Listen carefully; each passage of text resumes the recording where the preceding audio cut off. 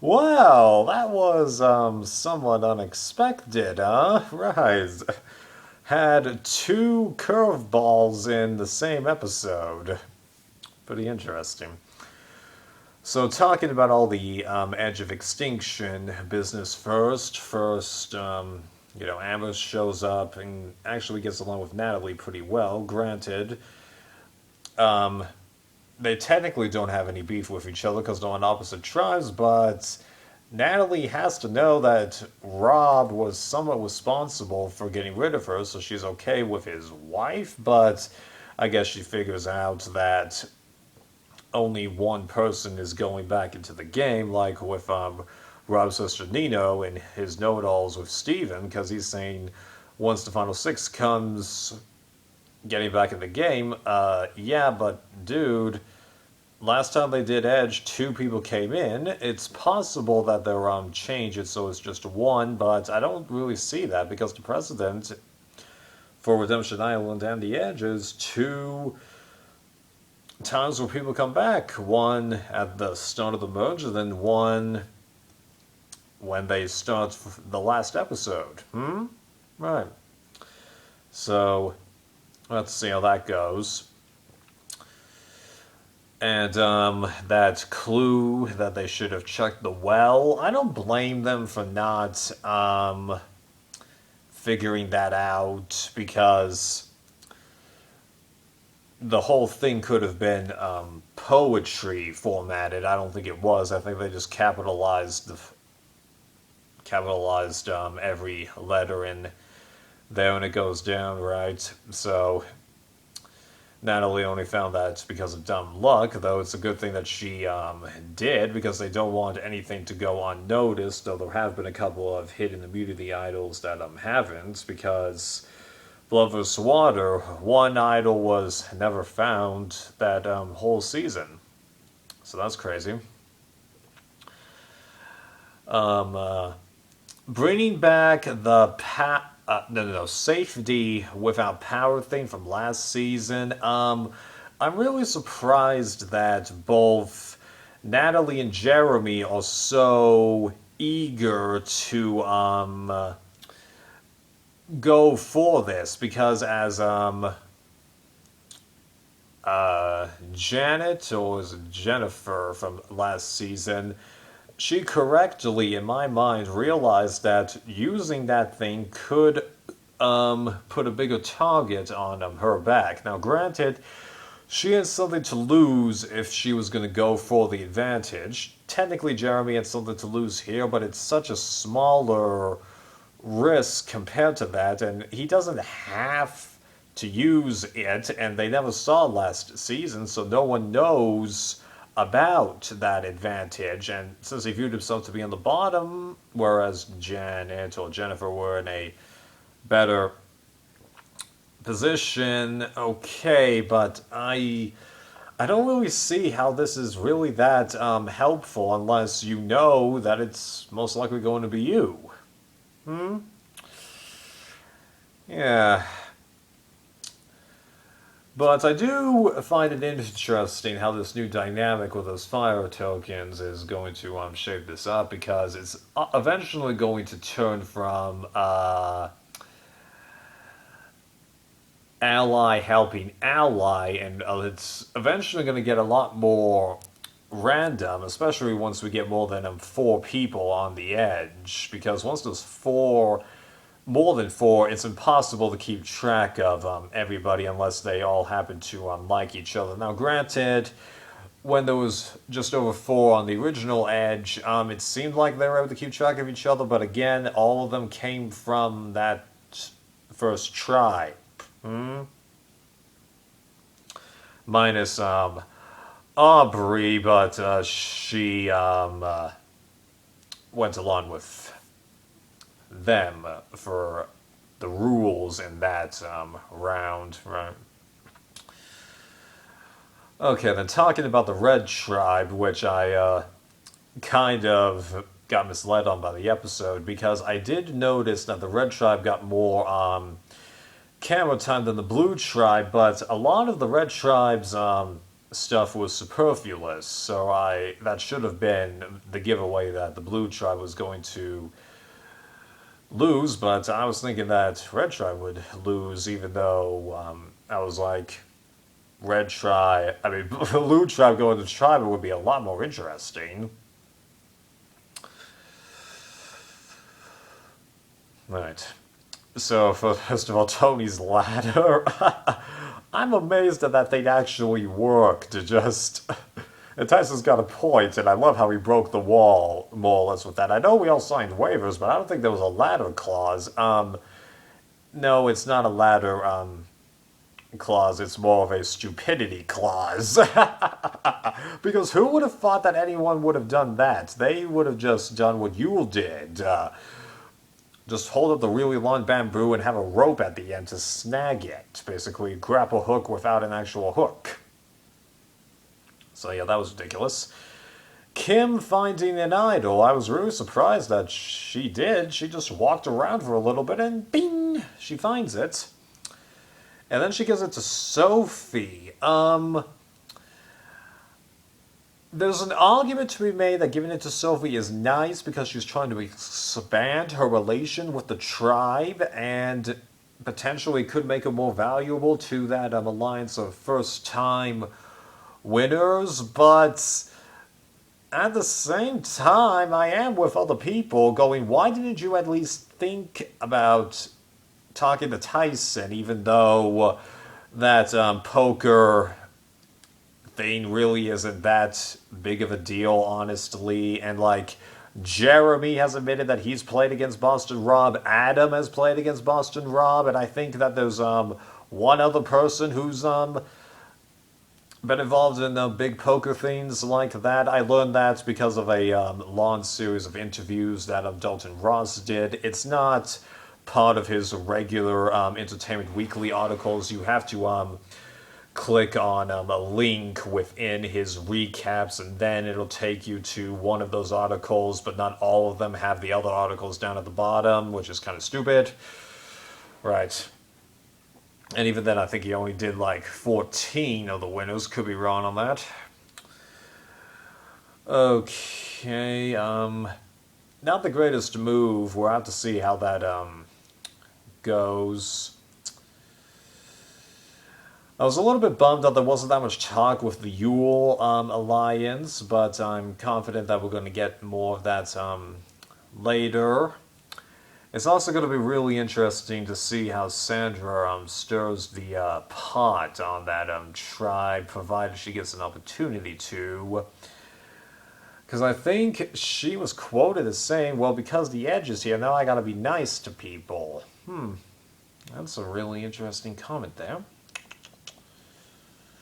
Alright, so getting on to the blue tribe.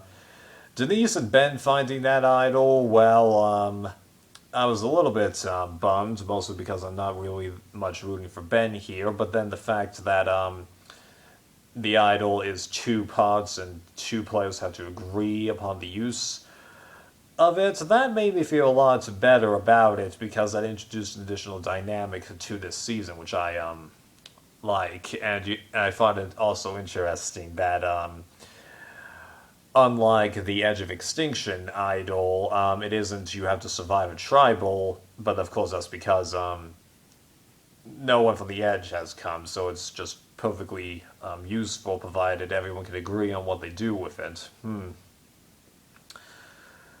So that's going to be interesting, how they have to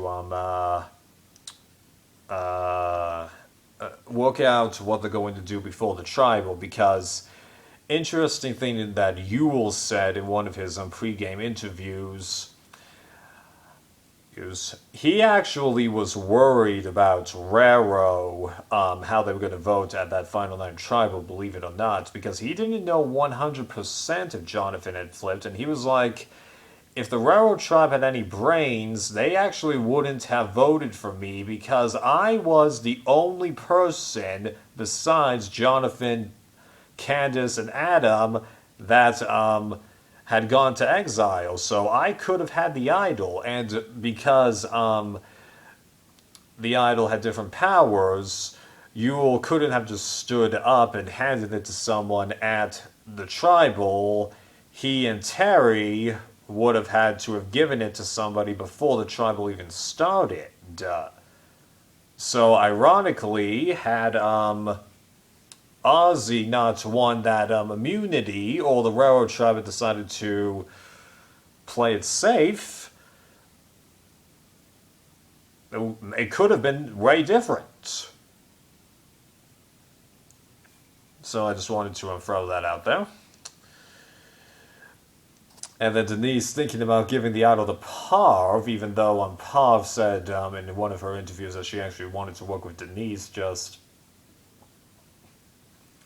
come on, Denise, what are you thinking? Yeah, you got to be a little smarter with this situation. But I find it kind of odd that she's not trying to strengthen her position with that idol more, because it seems like she's using that idol to rope Ben in when they could have done Jeremy or Michelle, who are just as a wild card there, and that would have worked on beating out that old school alliance that Rob and Pav were leading. So it seems like she missed a little bit of an opportunity with that. I guess she's just going for the bit about hoping that Rob and Pav take most of the heat and that Ben is freaking people out. Right. Okay. Then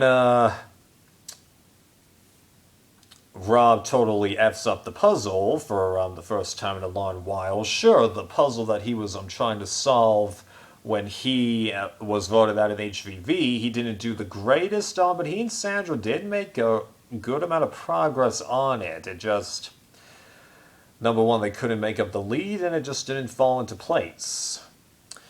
And if you're wondering why they just kept using that small table instead of spreading it out on the ground, they actually weren't allowed to spread anything onto the ground.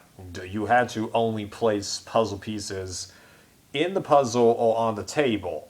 And the strategy that Rob had made sense, because he's like, okay, focus on the purple dragon here and put the blue dragon there. But the problem is, while that worked for separating the puzzles, it didn't work for aligning them into place within the puzzle. So I thought it was a decent idea, but then it just didn't work.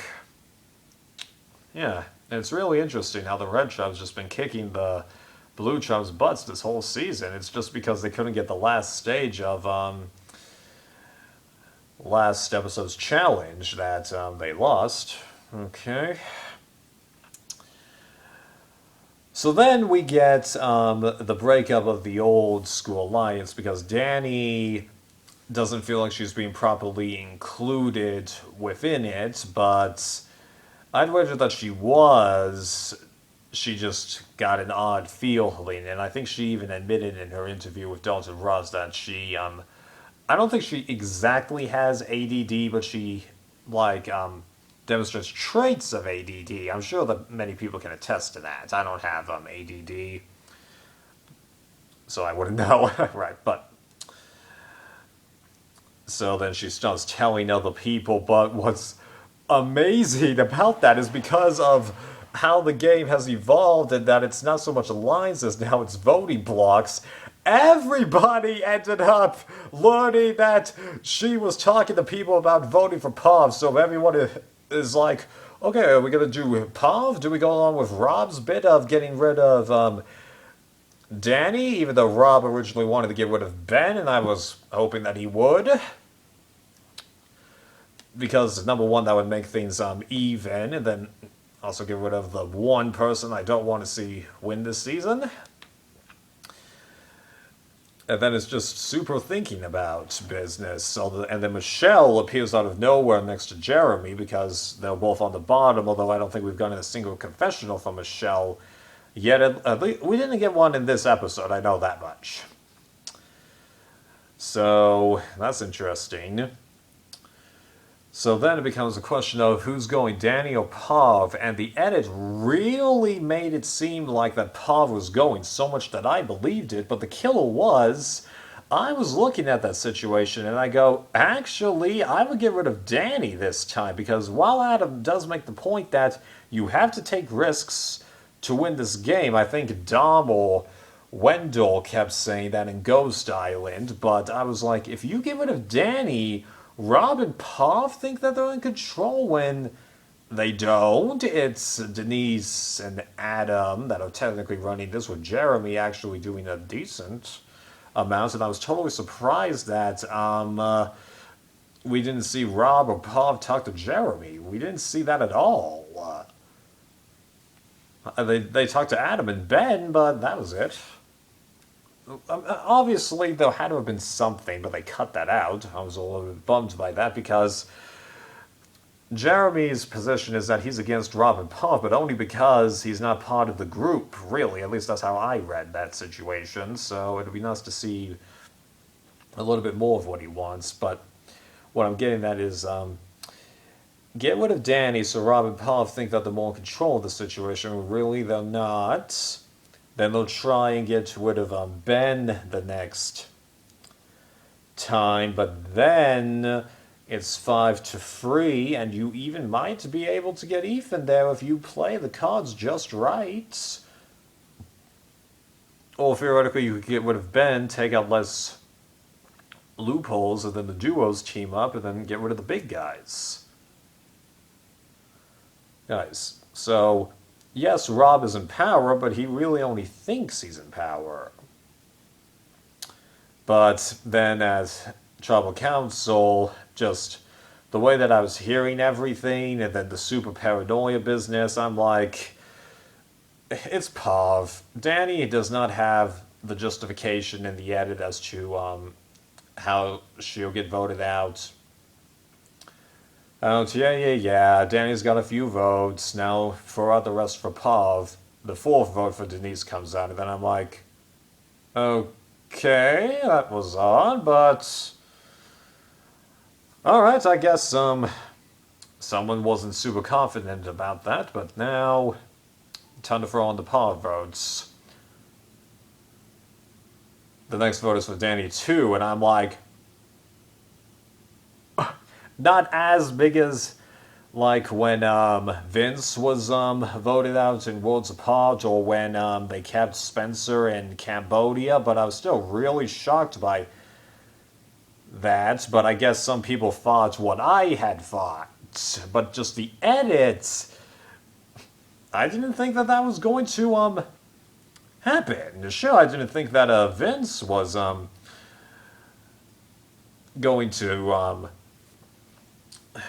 be voted out, but I don't know, just little bits of different vibes, you know, but hey, I'm glad that it wasn't Pav, because I don't expect her to win this, but I'm really hoping that Rob gets booted before her. It's just a weird situation, because Boston Rob, we've seen him go down fighting before, so it's not that big a deal. Pav, she's never gone down fighting, because it was just I2 getting rid of everyone on the railroad side, and they were going to save her for last, but then Adam goes up to Yul and says, you don't get rid of her before me, I'm not writing your name down. And Yul's like, well, she does have a better way with people compared to you.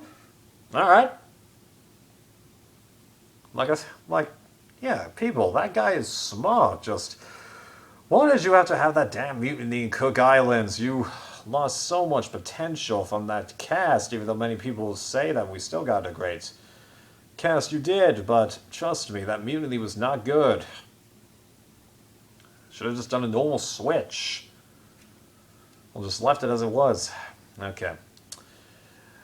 Well, that's 2 pretty good episodes down, and no, I don't think that they're wasting days, because as I said, they need to get through 19 tribal councils this season, because I'm assuming that 2 people come back from the edge. Well, if you look, there's been 3 tribal councils and you're 6 days in. you're on track, although I highly doubt they're going to keep doing every other day, every other day, every other day boot, because then you would have, because then you would have 4 people left for 2 days, and they don't do that, because day 36, 37, 38 will just boom, boom, boom. And then you're going to have to boot someone on day 35 to set up the original Final 5 before someone comes back from the edge. So eventually they're going to start wasting days here, but I just don't get why they are, because you have this perfect schedule aligned for you. Challenge one day, Tribal Council the next day. They could do that if they wanted to. You're not playing with 16 people anymore. You don't have to necessarily follow the every third day until right at the end bit, especially since you can't exactly do that when there's 18 people and you have final free, because you have to sacrifice a reward challenge to get rid of the spare person. But as I've said, that's not that hard, even though it seems like production really wants to avoid doing that and just do other situations. I just don't get it. Yeah, because like Survivor South Africa learned how to stop wasting days, and now the American version does it. Although, wait, was I complaining about that before I started watching all of Survivor South Africa? Great, now I gotta rewatch my Survivor Caramon videos. Great, thanks, past me. Thank you.